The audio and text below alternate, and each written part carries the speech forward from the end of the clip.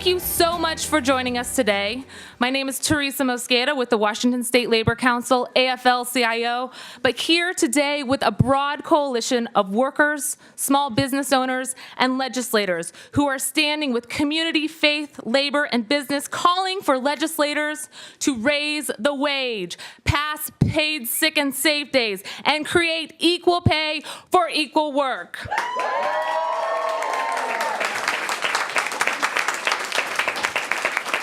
Today is a huge day in the fight for an economy that works for all Washingtonians, not just the wealthy few. There are 3 measures that passed the House just last month.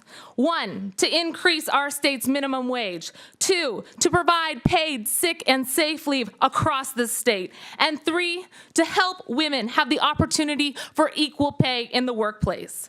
These bills will now finally have an opportunity to have a hearing today in the Senate. And that's why dozens of working Washingtonians from every walk of life, including workers, small business owners, those who are fighting for a fair and just economy, are here. We are gathered in Olympia to send a simple message. First, vote these bills out of the Senate this week and make sure that all senators get a chance to have a vote on the floor. And we want these bills moved out in a clean and clear fashion. This is what voters are demanding, and this is what Washington's economy needs.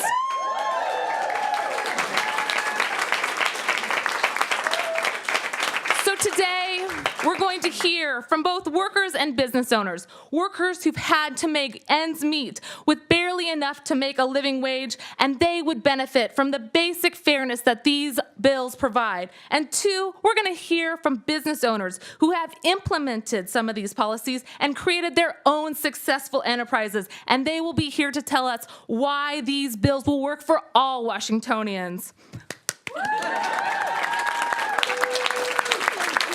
So first, let's start with our legislative champions. Here, the champion of the House minimum wage bill, Representative Justin Farrell.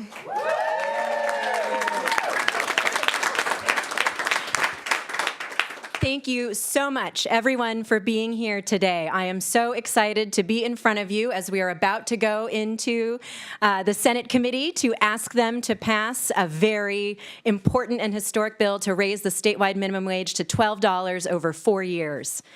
So the basic idea is very simple. The idea is that if you are working hard, you should be able to make your own, you should be able to pay your own way. You should be able to pay for your rent, your transportation, your basic necessities. And unfortunately, for too many Washingtonians who are working at the very bottom rung of our economic ladder, you simply can't afford to do that when you are making poverty wages, which is what our minimum wage is in this state. So today we are going to go in front of the Senate committee, and we're going to ask them to take this bill into consideration.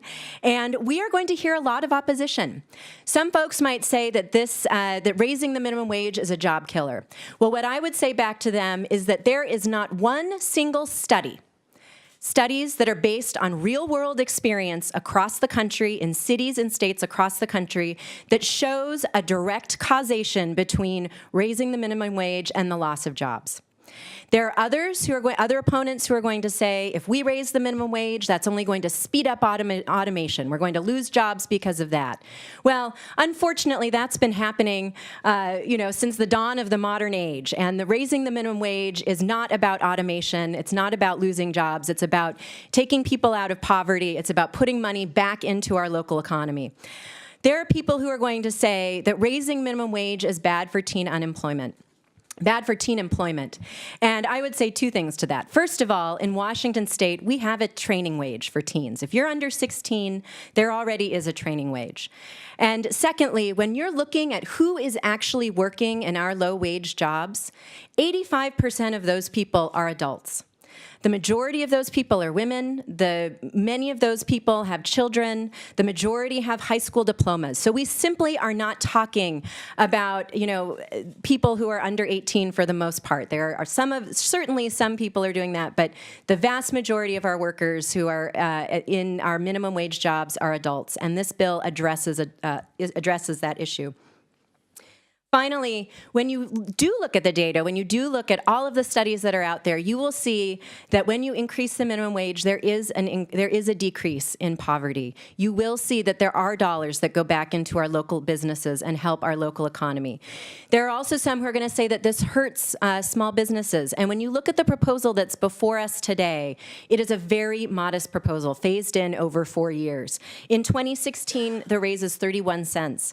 By 2019, it's $1.63 over and above what our current minimum wage would be. So this is a modest proposal, but it has a real impact. If you're earning minimum wage, working full-time, you earn about $20,000. If we raise the minimum wage to $12, people will get about an additional $350 in their pockets every month. And for someone who is at minimum wage, that makes a real difference. It means that you might be able to fix your car or go to the dentist or maybe even possibly save for your child's education or your retirement. And so we talk about the very American principles of paying your own way, of saving for your retirement, of the rewards of doing a job, no matter what job that is. And this bill is about all of those things. And so I call on the Senate to pass the bill out of committee and pass the bill as it is off the Senate floor. Thank you very much.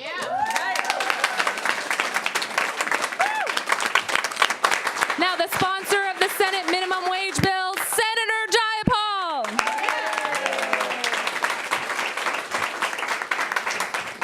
Thank you all so much for being here. I will say that I think it's quite incredible that we're having this debate in 2015 about raising the minimum wage, and that the arguments that are being made against raising the minimum wage and the fears that are being raised are exactly the same as the arguments that were made back in 1938 and throughout the course of history as we've tried to raise the minimum wage.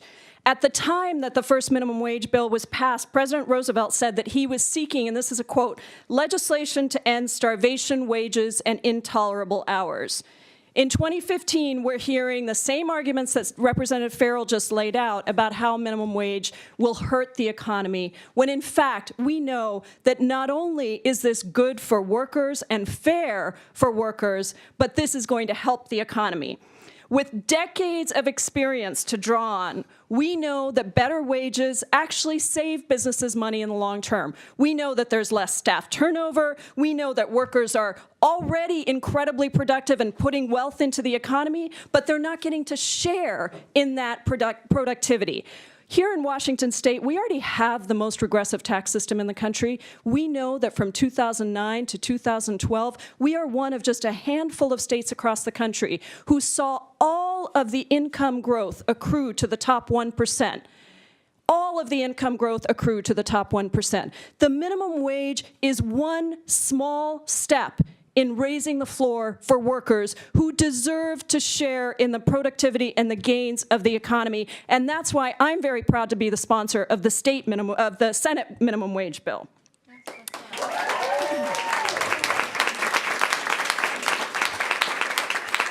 So, as Representative Farrell said, this argument about teen workers is really a red herring.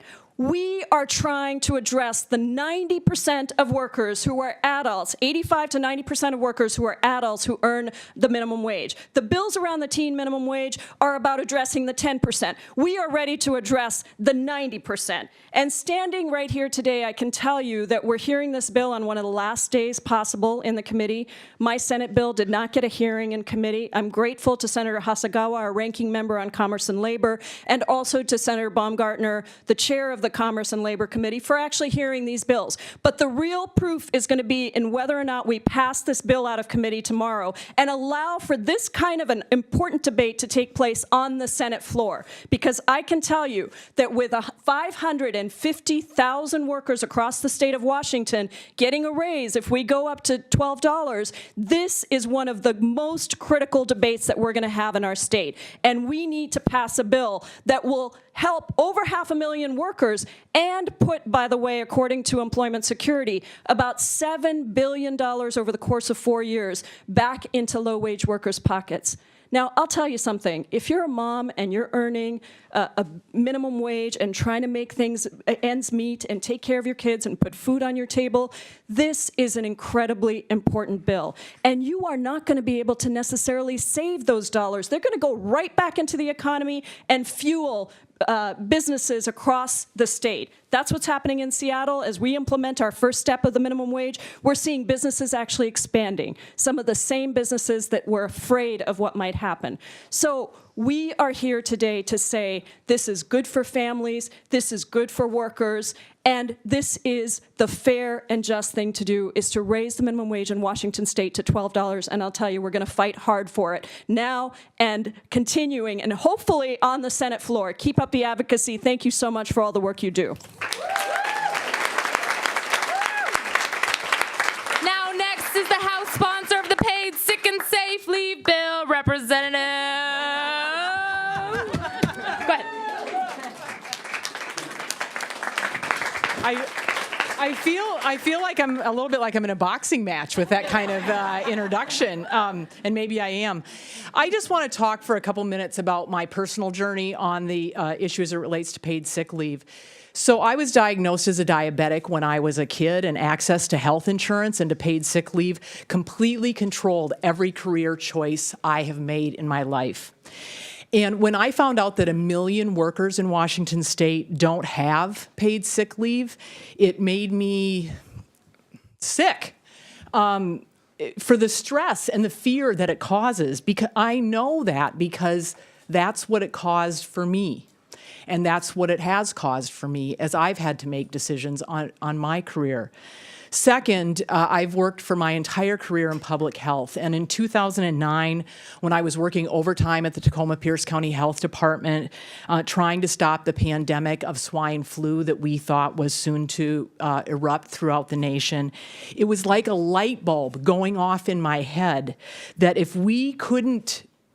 if people didn't have paid sick leave and couldn't stay home when they were sick, we were not going to be able to prevent a pandemic like swine flu or Ebola or anything like that. We had to make it safe and okay for people to stay home when they were sick.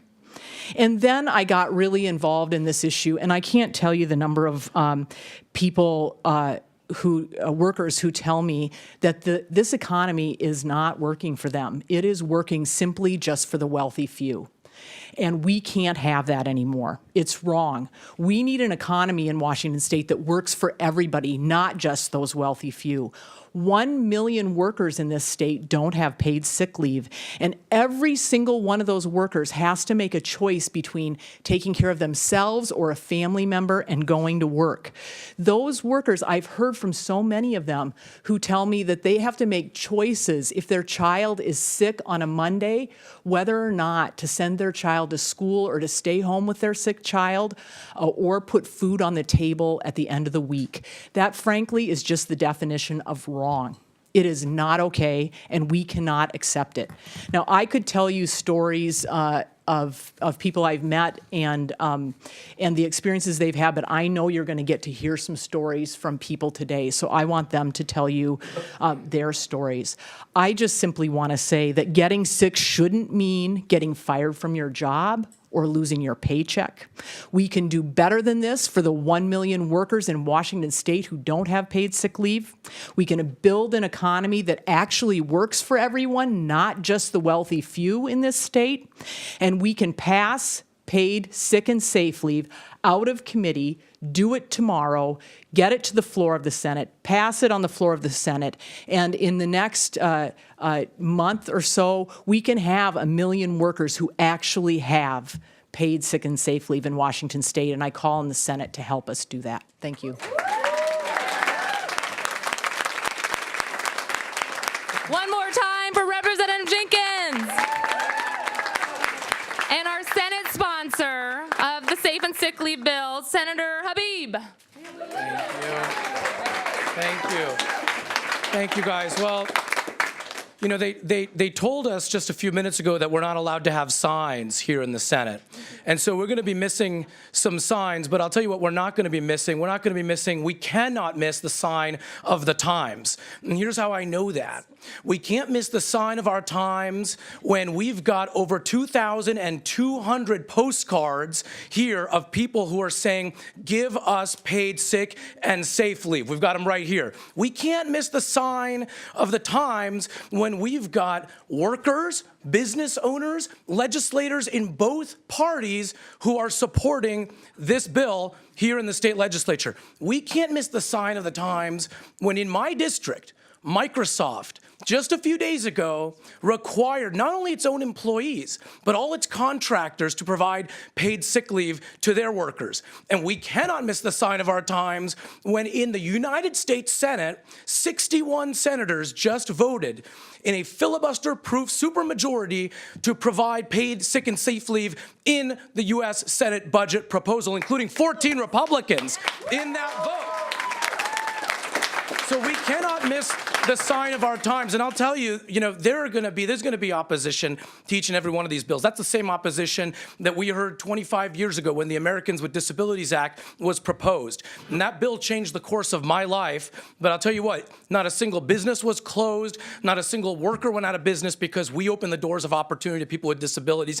And that's the exact same case with the bills that are going to be heard later today. Now, I know that for every member of that Senate committee today, they hold dear to their heart the ability to be with a loved one when that one is sick. And I know that my parents held it dear to their heart when they were with me when I was getting chemo as a child.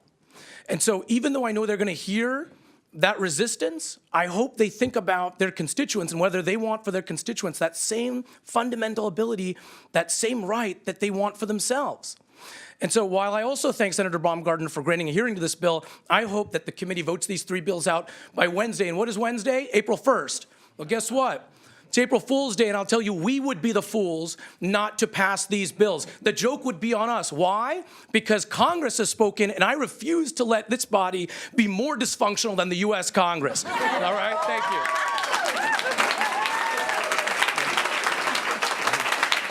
Nice. Next, we will hear from the House sponsor of our Equal Pay Opportunity Act. Who can argue with that title? Representative Tonneson. Yay!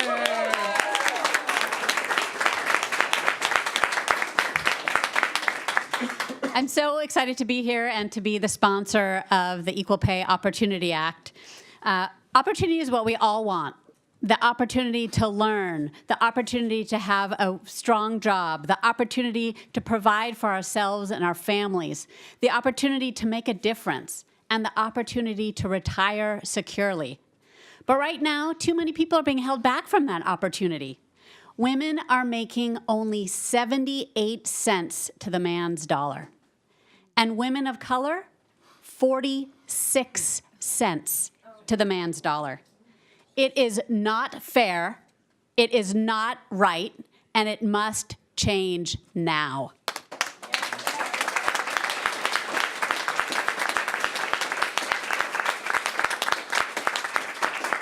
We need a fair exchange of information. The information that women need to know if they're even being paid unfairly. We need to let them be able to discuss their wages, and without the fear of retaliation. There is no reason that people should not be able to share that information, be able to go to their supervisor, to their boss, and ask for the pay that they have earned but not been paid. Will this make a difference? Absolutely. Studies have shown that working women's poverty would be cut in half if there was equal pay. Poverty cut in half. Let's give women and their families the economic security they have earned but not been paid. And Washington State passed an equal pay law in 1943, 20 years before the federal government. Let's be leaders again and pass the Equal Pay Opportunity Act. Thank you.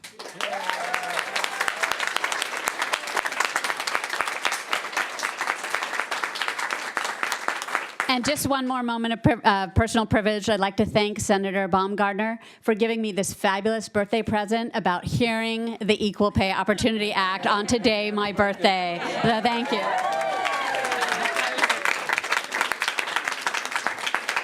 And our sponsor of the Senate Equal Pay Opportunity Act, Senator Annette Cleveland.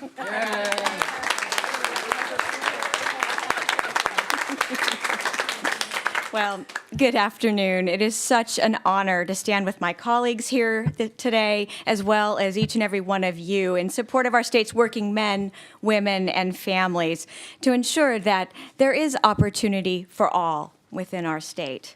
As we just heard, our state passed the Equal Pay Act in 1943. In the 72 years since then, yes, we've made progress toward pay equity, but we still have not achieved true pay equity.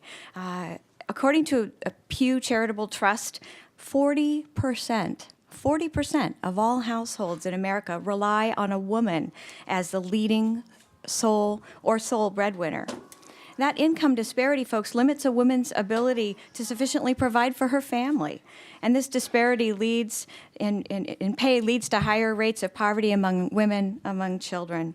So what the bill does, that Representative Sen and myself have been working so hard on, is strengthen the 1943 Equal Pay Act by providing protections for employees, by stating that an employer may not retaliate against employees who share information or inquiries about compensation or job opportunities. They may not require employees to sign any document that prevents them from disclosing the amount of their wages, and they may not require non-disclosure by employees of their wages as a condition of employment.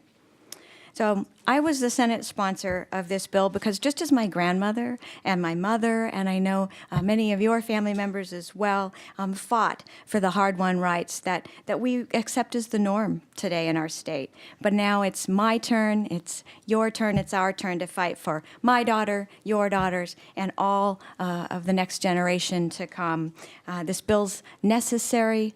Let's end disparity once and for all, and demonstrate the leadership that our state's known for.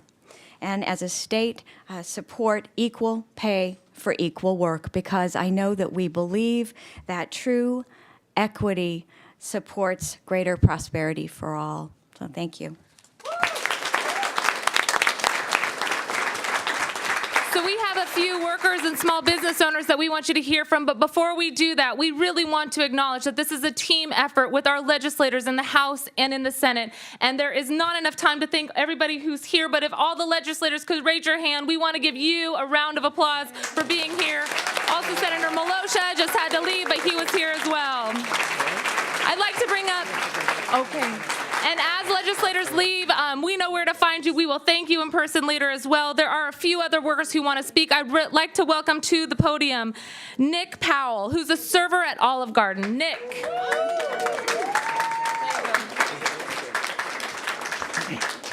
Thank you.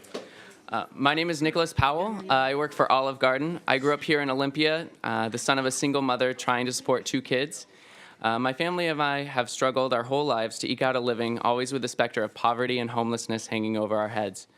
I grew up and moved out on my own. I knew a college education would be the best bet to escape a life of poverty and help my family. The realities of working a minimum wage job while attending school full-time were far more difficult than I had imagined. I relied on food banks, food stamps, and what little support my family could provide, as well as having many roommates in our house. I did everything I could. It eventually became too much and I had to drop out after the financial crash of 2008. 7 years later, I'm finally saved enough money to go back to school next month, but I'm worried that I won't be able to support myself while paying for my education, all the while balancing a high-stress, low-wage job in the food service industry, as well as a part-time course load and homework. I'm worried that I may go hungry. I'm worried that I may not be able to pay my rent or my bills. I'm worried that I may have to I'm worried that I may not pay tuition or other school expenses.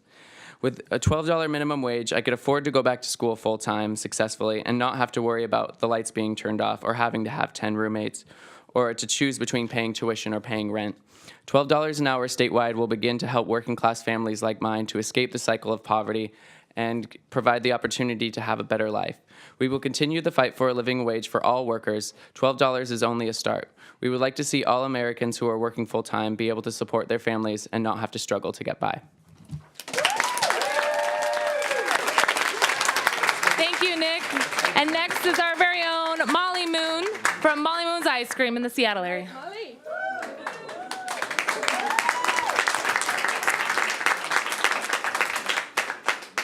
Thank you so much. I just am really excited to be here to participate in this history making that Washington State is about to do, and I'm pretty optimistic we can do it. I wanted to speak a little bit about my perspective as a small business owner on minimum wage first. Minimum wage, I was a huge advocate for 15 in Seattle. I'm very excited that it's happening starting Wednesday. And I'm mostly excited that hundreds of thousands of Seattleites are going to have more money to spend on ice cream. And I think that we need to extend that philosophy and look at the facts that more than 500,000 Washingtonians will have more money to spend on ice cream and whatever else they may want to purchase in our state's economy. I think that's the most appealing fact of this entire debate for small business owners and business owners in general, is that we will be fueling our own business with more able customers. And I think that it is so shameful that the big business organizations fight so hard against raising wages for their giant clients and say that they're speaking for small businesses when they are not, because we know that we need to pay our fair share, and we need to pay our workers enough that they can participate in the economy without having to rely on a food bank.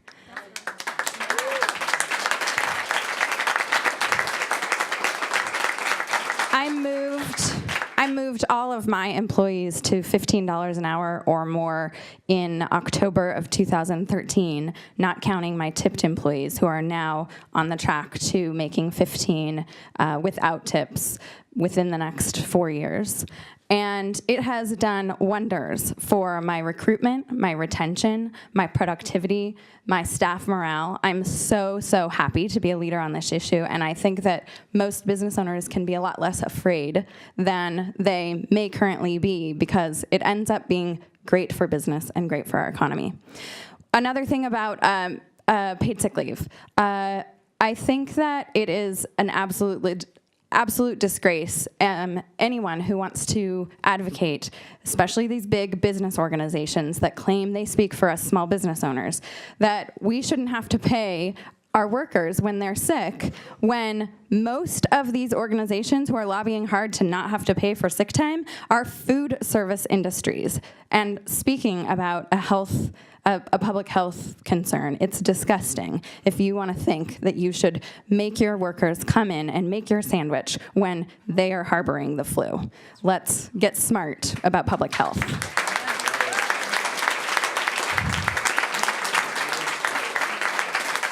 And then finally, absolutely, let's give more equal opportunity to women. And it is exciting to, again, be making history as the state of Washington. And I'm proud to be a woman in this state. Coming all the way from Long Beach, Washington, the owner of Adrift Hotel, Tiffany Turner.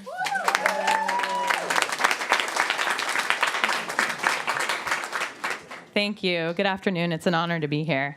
My name is Tiffany Turner. My husband, Brady, and I own Adrift Hotel and Pickled Fish Restaurant in Long Beach, Washington. As a rural small business owner, I'm here in adamant support of raising the minimum wage, paid sick and safe leave, and, of course, equal pay for all.